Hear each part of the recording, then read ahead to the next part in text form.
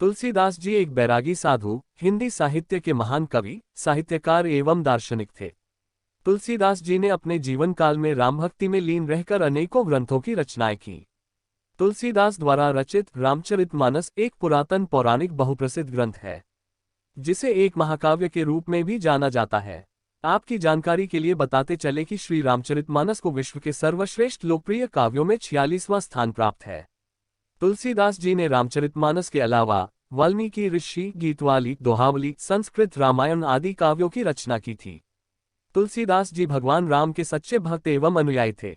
कुछ लोग मानते हैं कि गोस्वामी तुलसीदास जी त्रेतायुग में रामायण की रचना करने वाले महर्षि वाल्मीकि के अवतार थे, परंतु इस संबंध में विद्वानों की राय बंटी हुई है।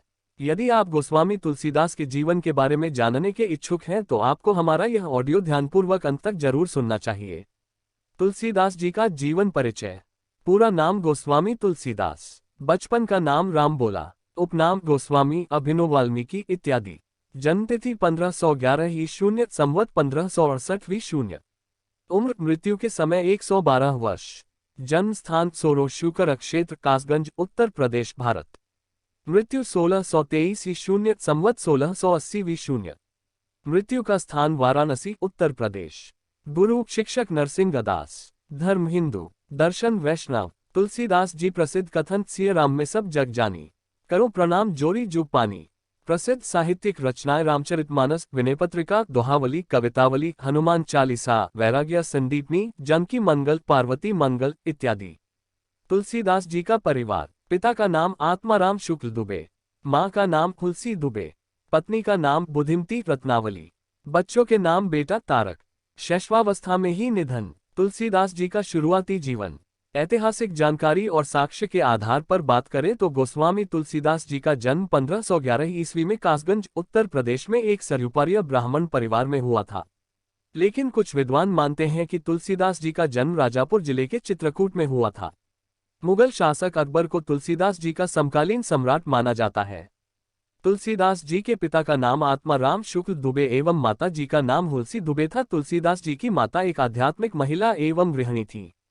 तुलसीदास जी के जन्म के संबंध में एक बहुत ही चर्चित प्रसंग सुनने को मिलता है कि तुलसीदास जन्म के समय 12 माह तक अपनी मां के गर्भ में थे। जब तुलसीदास जी का जन्म हुआ तो वह काफी हष्ट-पुष्ट बालक के रूप में दिखाई दे रहे थे एवं तुलसीदास जी के मुंह में दांत थे। अपने जन्म के साथ ही तुलसीदास ने राम नाम लेना शुरू कर दिया था, जिस कारण तुलसीदास जी के बचपन का नाम रामबोला पड़ गया।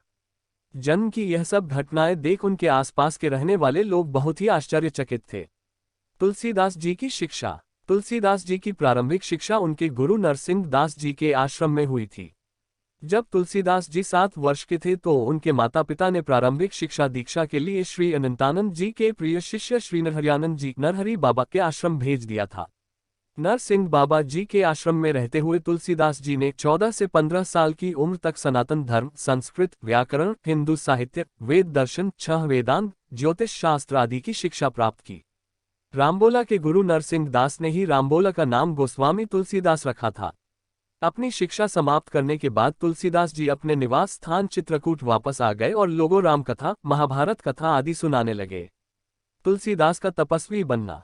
तुलसीदास जी का तपस्वी और जीवन की मोह माया को त्याग देने के संबंध में एक प्रसंग बहुत प्रचलित है। तुलसीदास जी का विवाह बुधिमती नाम की लड़की से 1526 ईस्वी विक्रम संवत 1583 में हो गया था। बुधिमती को लोग रत्नावली के नाम से अधिक जानते थे। विवाह के पश्चात तुलसीदास जी अपनी पत्नी के साथ राजापुर नामक स्थान में रहा करते थे। तुलसीदास और रत्नावली दंपति का एक पुत्र था जिसका नाम तारक था, लेकिन किसी कारणवश बहुत ही कम उम्र में तारक की मृत्यु शयन अवस्था में हो गई थी।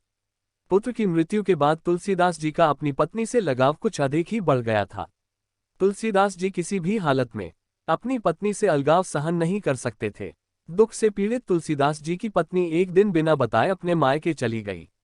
जब तुलसीदास जी को इसके बारे में पता चला तो वह रात को चुपके से अपनी पत्नी से मिलने ससुराल पहुंच गए।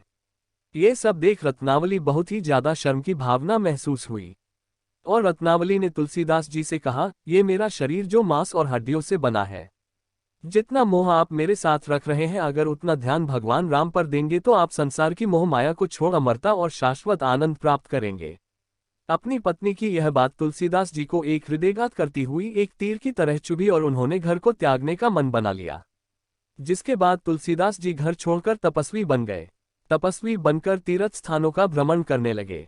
14 साल तक विभिन्न स्थानों का भ्रमण कर अंत में तुलसीदास जी वाराणसी पहुंचे।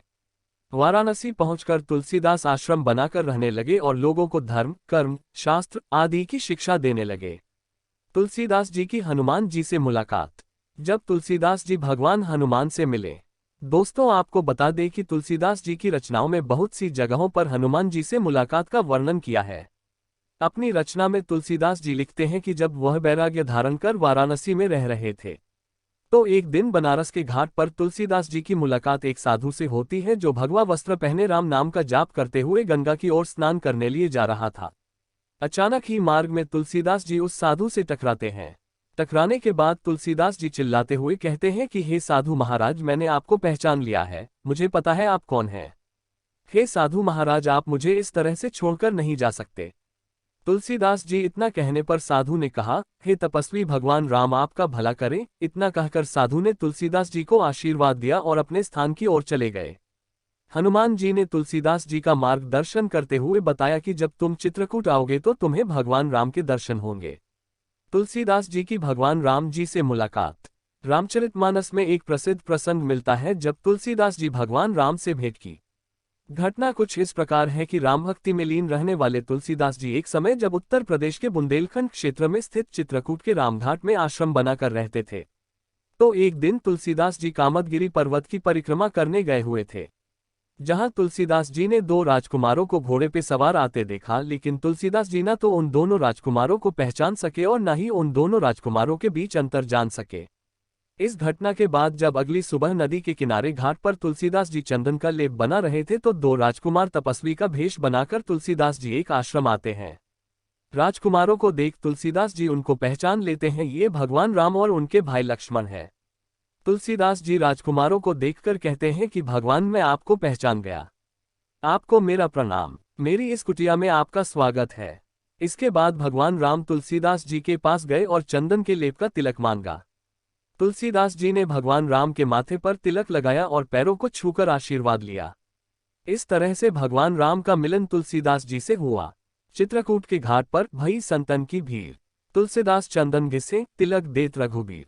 भगवान राम से भेंट के संबंध में तुलसीदास जी ने उपरोक्त में बताया है।